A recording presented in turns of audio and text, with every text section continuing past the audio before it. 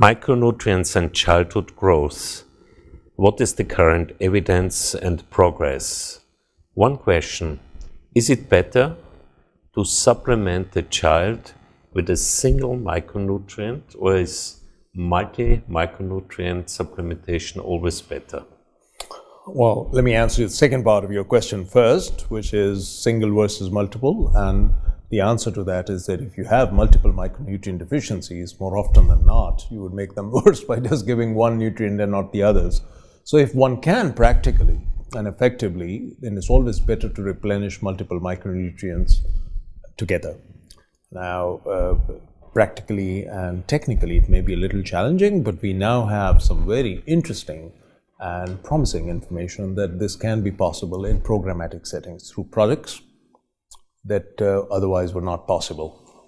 And is it micronutrients alone, or is micronutrient deficiency always connected to protein or energy lack? Well, in rare instances, Ferdinand, micronutrient deficiencies can occur singly. You could get acute vitamin A deficiency if you had a bad bout of measles. But more often than not, these deficiencies exacerbate against a background of poor diets, food insecurity, sometimes acute shocks. So I would say that the most common default situation in low and middle income settings, in populations with disasters, humanitarian emergencies, are of these multiple deficits, both in energy, protein, diet quality, and micronutrients occurring together.